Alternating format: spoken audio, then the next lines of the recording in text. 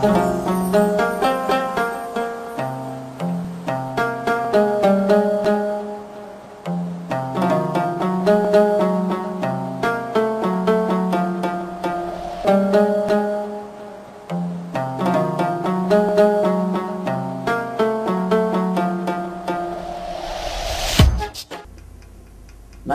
अभी हमने जौ यानी बार्ली और बार्ली सत्तू के दालों से हकीम साहब से जाना कि उसके फ़ायदे क्या हैं, वो किन किन चीज़ों में और कैसे कैसे उसका इस्तेमाल होता है।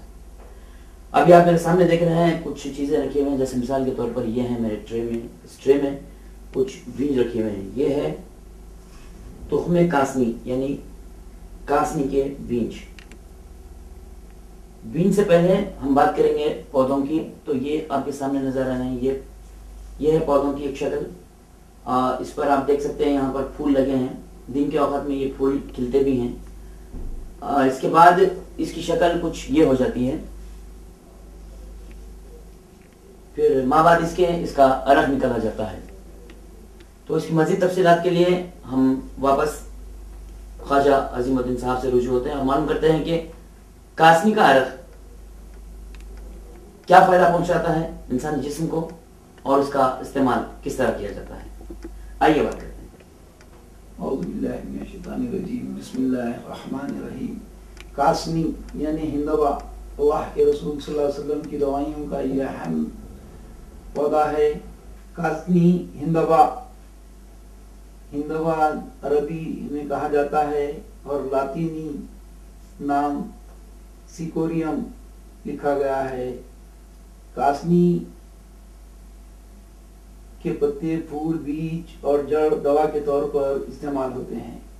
एक खास किस्म के हल से जड़ी खोदने के बाद उन्हें 14 दिन तक खेतों में रखा जाता है। अगर इससे ज्यादा रखें तो वो सूख कर खुशबू छोड़ जाती हैं। जड़ों को धूप या गड़ाइयों में भूनकर पीसकर काफी में इसकी मिलावट करते हैं। ऐसी मिलावट शुदा काफी का आसानी से पता चल जा सकता है। कासनी अहदीस में मौजूद है। हजरत अब्दुल्ला बिन अब्बास रज़ियल्लाहु तआला अन्हु रिवायत फरमाते हैं कि रसूल अकरम सल्लल्लाहु अलैहि वसल्लम ने फरमाया, तुम्हारे लिए कासनी मौजूद है, क्योंकि कोई ऐसा दिन नहीं गुजरता जब जन्नत के पानी के खतरे इस पर न गिरते हों। आज हमको इस बात से बड़ी कामयाबी हासिल होती है कि रसूल अकरम सल्लल्लाहु अलैहि वसल्लम इस पौधे को किसी बीमारी के लिए मुख्तस नहीं फरमाया, बल्कि यूं फरमाया कि ये जन्नत के खतरे गिरते हैं।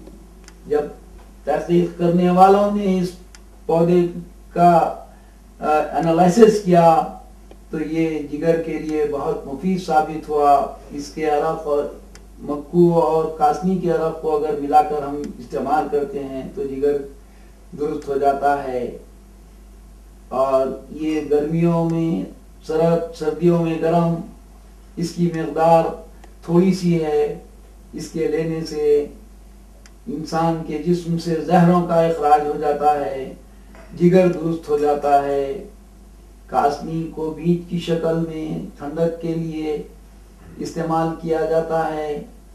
और कासनी को तहकीक करने वालों ने कई अमराज में मुफीद पाया, गुर्दों के लिए मुफीद पाया, ताकि ये इलाज कैंसर तक के लिए इसको लोगों ने इस्तेमाल किया और फायदा उठाया।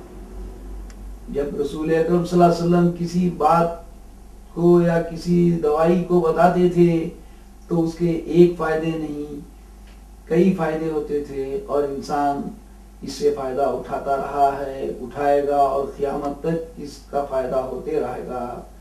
बात इसकी है कि आज हम इसको अपने जिंदगियों में शामिल करें और इसका इस्तेमाल करें। इससे अपने बीमारियों का अज़ाला होगा, बीमारियों से नजात मिलेगी और सेहत मैसर आएगी।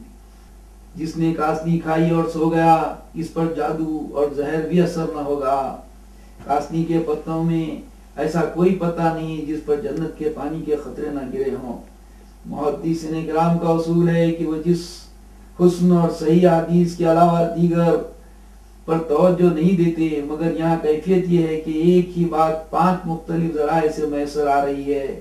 جب ایک بات کو 5 مختلف راوی اپنے اپنے انداز میں روایت کر رہے ہیں تو اسے تسلیم کرنا ہی پڑتا ہے، اور اسے یعنی حسن کہنا پڑے گا۔ نبی کریم صلی اللہ علیہ وسلم نے اسے کسی خاص بیماری یا حالات میں تجویز نہیں فرمایا، بلکہ اس کی اہمیت کے باب میں اتنی بات بتا دی کہ جنت سے پانی کے قطرے روزانہ اس پر گرتے ہیں۔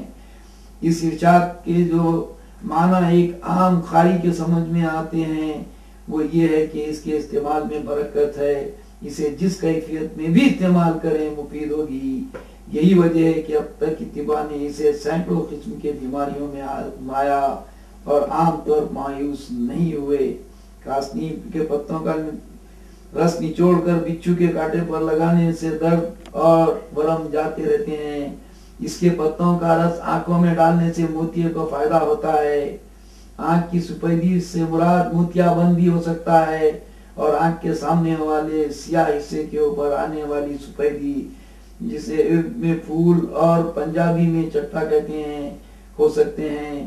امکان موجود ہے کہ یہ دونوں میں سفید ہے۔ اتباع قدیم نے اس کے پتے کوٹ کر آنکھ کے اوپر پلٹس کی صورت میں باندھے ہیں اور اس کے پتوں کو عرق گلاب میں کھرل کر کے سلائی کے ساتھ آنکھوں میں لگایا ہے، لیکن محدثین کاسنی کی جڑ کے پانی کو آنکھ میں لگانے کی تجویز کرتے ہیں۔ کاسنی مزاج کو درست کرتی ہے، یہ گرمی میں حدت پہنچاتی ہے اور سردی میں ٹھنڈک، قابض ہے اور آنتوں میں جلن کو رفع کر کے ٹھنڈک دیتی ہے۔ معدے کے لیے بہت مفید ہے۔ اگر اس کے پتوں کو پکا کر سرکے کے ہمراہ کھایا جائے تو پیٹ کے جملہ بیماریوں کے لیے مفید ہے۔ اس کے پتوں کو کاٹ کر ورم والے مقام پر باندھیں تو سوجن خاص طور پر نخرس کی دکھن جاتی رہتی ہے۔ جگر اور مرارہ کے سدے کھولتی ہے، خون کی نالیوں سے رکاوٹ دور کرتی ہے۔ جگر اور اس کے نالیوں میں رکاوٹ کی وجہ سے اگر ارخان ہو گیا ہو تو اس کے پتوں کا پانی بڑا مفید ہے۔ اس غرض کے لیے اگر اسے کھجوروں کے ساتھ ملایا جائے تو فوائد اور بھی بڑھ جاتے ہیں۔ اس کے پتوں کو دھو کر استعمال میں لانا جائز نہیں، چونکہ نبی کریم صلی اللہ علیہ وسلم نے پتوں پر جنت کے پانی کے گرنے کی اطلاع دی ہے۔ زہروں کے اثر کو ظاہر کرنے میں کاسنی دوسرے ادویہ سے زیادہ مؤثر ہے۔ ایک نسخے کے مطابق اگر اس کے پانی میں زیتون کا تیل ملایا جائے تو یہ ہر قسم کے زہروں حتیٰ کہ سانپ کے زہر کا بھی علاج ہے۔ اتباع قدیم کے مشاہدات کاسنی کے پتے قبض کو رفع کرتے ہیں، اس کو چبانے سے منہ سے خون نکلنا بند ہو جاتا ہے۔ 9 ماشے پتے یا پھول سرد پانی کے ساتھ کھانے سے اندر کے آنے والا خون بھی بند ہو جاتا ہے۔ یہ کھانسی کے لیے مفید نہیں، لیکن پیٹ میں نفق یا جگر میں خرابی کے ساتھ اگر کھانسی بھی ہو تو اس سے بڑھ کر کوئی دوائی نہیں۔ غرض یہ کہ کاسنی ہر مرض کے لیے استعمال کی جا سکتی ہے اور اس کے فائدے مسلمہ ہیں۔ اللہ کے رسول صلی اللہ علیہ وسلم کی بات اور ان کے ارشادات میں کاسنی کو بڑی اہمیت دی گئی۔ اتباع سے کافی فائدے لیتے رہے ہیں اور لیتے رہیں گے۔ کاسنی کا استعمال ہمارے لیے مفید اور بہترین دوائی کے طور پہ استعمال کیا جا سکتا ہے۔